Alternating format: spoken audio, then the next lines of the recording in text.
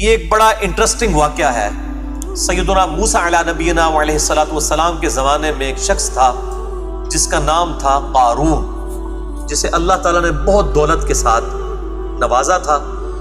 بنی اسرائیل میں سے تھا، نیکوکار بھی تھا، اللہ نے اس کو نوازا بھی، لیکن پھر دولت کی فراوانی کی وجہ سے وہ بگڑ گیا اور موسیٰ علیہ السلام کا مخالف بن گیا، نعوذ باللہ من ذالک.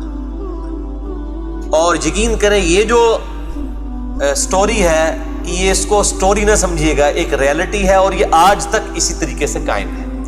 آج بھی لوگوں کا وہی ایٹیچیوڈ ہے جو اس زمانے میں امیر لوگوں کے بارے میں لوگوں کا ایٹیچیوڈ ہوا کرتا تھا.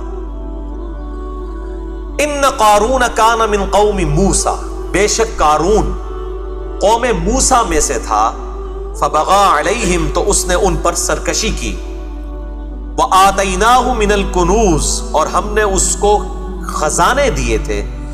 ما ان مفاتحہ لتنوء بالعصبۃ اولي القوہ، کہ جس کی چابیاں، اس کے خزانوں کی چابیاں ایک بہت بڑی طاقتور جماعت کی کمروں کو جھکا دیتی تھی. یعنی بڑے بڑے اونٹوں پر اس کی جو چابیاں لدی ہوتی تھی، اس کے خزانوں کی جو آپ سمجھ لیں انوینٹری تھی، ان گیٹس کی چابیاں جن اونٹوں پر لدی ہوتی تھی ان کی کمریں بھی جھک جاتی تھی. اتنی دولت ہم نے اس کو عطا فرمائی تھی.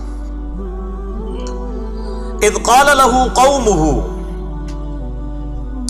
جب کہا اس کی قوم نے اس سے، لا تفرح، مت شیخی بگاڑ، ان اللہ لا يحب الفرحین، بے شک اللہ تعالی شیخی بگاڑنے والوں کو، اترانے والوں کو پسند نہیں فرماتا. وابتغی فیما آتاک اللہ الدار الآخرہ، اور طلب کر اس مال کے ذریعے جو تجھے اللہ نے دیا ہے آخرت کا گھر. یعنی اللہ کے ڈیوائن بینک میں جمع کروا، اللہ کی راہ میں خرچ کر، اس سے آخرت خرید دو. ولا تنسى نصیبک من الدنیا، اور دنیا میں اس میں سے اپنا نصیب فراموش مت کر. جو بخاری و مسلم میں حدیث ہے کہ انسان کا مال وہ ہے جو اس نے کھا کے ختم کر لیا، یا پہن کر بوسیدہ کر لیا، یا اللہ کی راہ میں خرچ کر کے آخرت کے لیے سٹور کر لیا. باقی تو اس کے ورثاء کا مال ہے. تو اس دنیا کے مال میں سے نصیب جو ہے، یعنی لوگوں کو پہ خرچ کر کے غرباء پہ آخرت میں اپنا حصہ کر. وَأَحْسِن كَمَا أَحْسَنَ اللَّهُ إِلَيْكَ، اور احسان کر اس مال کے ذریعے غرباء پر جس طرح اللہ نے تجھ پر احسان کیا ہے. وَلَا تَبْغِ الْفَسَادَ فِي الْأَرْضِ، اور مت خواہش کر زمین میں فساد مچانے کی.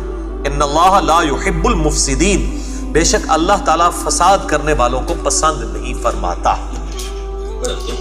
یہ بہت کریٹیکل ٹاپک ہے. مسئلہ نمبر 51 میرا ریکارڈڈ موجود ہے، فتنہ مال، دنیا پرستی کی مذمت اور اس کا علاج، جس میں میں نے قرآن حکیم سے 11 آیات کراس ریفرنس کے طور پہ اور 17 صحیح الاسناد احادیث صحیح بخاری اور صحیح مسلم سے بیان کی ہے اسی کانٹیکسٹ کے اندر.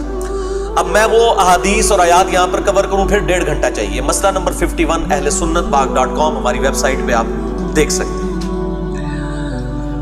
اب قارون کو جب لوگوں نے سمجھایا کہ بھائی اس کو اللہ کی راہ میں خرچ کر، کم از کم جو ڈیٹم لیول کے اوپر زکوٰۃ والا معاملہ ہے وہ تو دے، تو بجائے یہ کہ وہ اپنی اصلاح کرتا، وہ آگے سے کیا کہتا ہے، قال انما اوتیتہ علی علم، وہ کہنے لگا کہ مجھے تو یہ جو کچھ ملا ہے اپنے علم کی وجہ سے، میری صلاحیتیں ہیں، میں نے دن رات ایک کیا ہے، میں بڑا سمجھدار ہوں، میں بڑا چلاک ہوں، میں نے بڑے طریقے کے ساتھ بزنس کیا، یہ تو میری علم کی وجہ سے مجھے ملا ہے.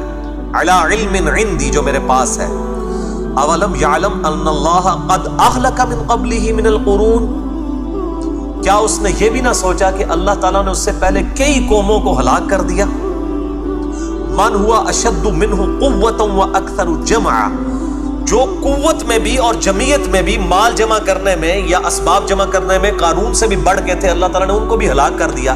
قارون کو یہ گمان نہ ہوا کہ یار میری دولت بھی ایک دن ختم ہو جاتی ہے. ولا یسأل عن ذنوبہم المجرمون، اور اللہ تعالیٰ نے ان مجرموں سے ان کے گناہوں کے بارے میں دریافت بھی نہ کیا، یعنی بالکل ایگزیکٹو ڈیسیژن سنا کے اللہ تعالیٰ نے ان کو تباہ و برباد کر دیا.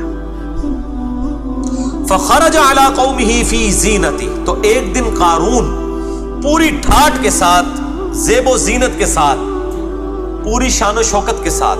آج کے دور میں آپ سمجھ لیں اپنی وہ لینڈ روور کے اندر 3 پیس سوٹ پہن کے, اور اس زمانے میں وہ گون پہن کے, اور اپنے اس جتھے میں خوبصورت قسم کے اونٹوں پہ بیٹھ کے جب نکلا, قال الذین یریدون الحیات الدنیا, تو کہنے لگے وہ لوگ جو دنیا کی زندگی کے آرزومند تھے, پاکستانی قوم سیدھی طریقے سے, انہوں نے جب دیکھا کہنے لگے یا لیت لنا مثل ما اوتی قارون, کاش ہمیں بھی اس قسم کی دولت ملتی جو اللہ نے قارون کو دی ہے. انہ لذو حظ عظیم, بے شک یہ تو بڑا خوش نصیب ہے جس کے پاس اتنی دولت ہے. دیکھو اللہ کا ہی کرم ہے, چاہے وہ حرام کے ذریعے کمایا ہے یا جو کچھ مرضی ہے, وہ عام لوگ تو یہی دیکھ رہے ہوتے ہیں جناب یہ تو اللہ کا بڑا کرم ہے. یعنی لوگوں کے نزدیک کرائٹیریا یہ ہے کسی کے پاس دنیا میں بڑا سٹیٹس آ جانا, مال آ جانا, یہ کرائٹیریا ہے کہ اللہ تعالیٰ کا بڑا اس پہ فضل و کرم ہے. لیکن علم والے لوگ جو ہیں وہ علمی پیرائی میں دیکھتے ہیں, وہ کہتے ہیں ویلکم, وہ ان کو بھی سمجھاتے ہیں اور تمہاری خرابی اور ستیہ ناس ہو جائے تم لوگوں کا, تم نے یہ کرائٹیریا بنا لیا ہے اللہ تعالیٰ کے حضور کامیابی کا.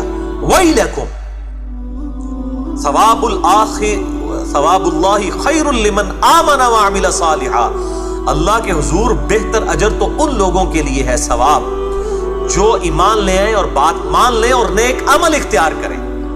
ولا یلقاها الا الصابرون, اور یہ جو نعمت ہے بجز صبر کرنے والوں کے کسی کو نہیں ملتی. جو دنیا میں صبر کی زندگی گزارے گا اسی کے لیے آخرت کے اندر کامیابی ہے. بھائی دنیا میں تو گناہوں سے بچنے کے لیے بھی صبر چاہیے, حرام سے بچنے کے لیے بھی صبر چاہیے, نیکیوں پر استقامت کے لیے بھی صبر چاہیے. ظاہر ہے فجر کے وقت اٹھنا کوئی آسان کام ہے, گرمیوں کے روزے رکھنا آسان کام ہے. فخسفنا به وبداره الارض, پس ہم نے غرق کر دیا فرعون قارون کو بھی اور اس کے گھر کو بھی زمین میں, یعنی وہ اپنی دولت کے سمیت زمین میں دھسا دیا گیا. بولے اعوذ باللہ تعالی. فما كان له من فئة ينصرونه, تو کوئی ایسی جماعت نہیں تھی جو ہمارے مقابلے پہ اس کی مدد کر سکتی, من دون اللہ, اللہ کے مقابلے پر. وما كان من المنتصرین, اور نہ ہی وہ اپنا انتقام لے سکا. اللہ سے کون انتقام لے سکتا ہے؟ وَأَصْبَحَ الَّذِينَ تَمَنَّوْا مَكَانَهُ بِالْأَمْسِ, اب وہ لوگ جنہوں نے کل تک تمنا کی تھی کہ اسی بھی اس طرح دے امیر ہوتے, جب انہوں نے دیکھا کہ اپنی دولت کے سمیت دھسا دیا گیا زمین میں, انہوں نے صبح اس حال میں کی کہ وہ آرزو کر رہے تھے, یقولون وَيْكَأَنَّ اللَّهَ يَبْسُطُ الرِّزْقَ لِمَن يَشَاءُ مِنْ عِبَادِهِ وَيَقْدِرُ, اوہ اب پتا چلا کہ اللہ تعالیٰ جسے چاہتا ہے رزق کشادہ دیتا ہے, جسے چاہتا ہے تنگ کر لیتا ہے. یعنی رزق کا زیادہ یا کم ہونا اس کی بزرگی کی یا اللہ کے حضور کامیابی کی دلیل نہیں ہے. لولا امن اللہ علینا لخسف بنا, اگر اللہ ہم پر احسان نہ کرتا تو ہم بھی زمین میں دھسا دیے جاتے. یعنی اگر یہ اینڈ یہی ہونا تھا قارون کا تو شکر ہے اللہ تعالیٰ نے ہمیں دولت نہیں دی ہے. اگر یہی اینڈ ہونا تھا, شکر ہے اس اللہ کا, اگر اللہ کا ہم پر فضل نہ ہوتا تو ہم بھی زمین میں دھسا دیے جاتے. وَيْكَأَنَّهُ لَا يُفْلِحُ الْكَافِرُونَ, اور اب پتا چلا, افسوس اب پتا چلا کہ جو ناشکرے لوگ ہیں وہ کبھی فلاح نہیں پا سکتے. یہ ناشکری تھی نا قارون کی. قارون کو کافر نہیں تھا, مسلمان تھا, حضرت موسیٰ علیہ السلام کا امتی تھا, بس ایک اللہ تعالیٰ کی راہ میں جو خرچ کرنے والا معاملہ ہے اس میں غلط رویہ اختیار کر لیا. بولے اعوذ باللہ تعالی.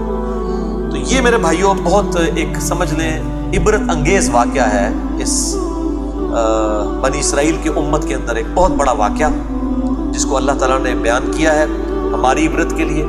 اب دیکھ لیں قرآن میں ہر ایک وہ واقعہ موجود ہے جس کے اندر میں سمجھتا ہوں یہ تو پاکستانی قوم کے لیے عبرت ہے. یہ جو جعلی قسم کی اور جھوٹی من گھڑت روایتیں ٹی وی کے اوپر حدیث نبوی کے نام پہ چلاتے رہتے ہیں, اس کی بجائے یہ کم از کم یہ ایک رکوع ہی جو ہے نا وہ 2-3 دن کے بعد چلا دینا تو یہ پاناما والے ایشوز نہ سامنے آتے.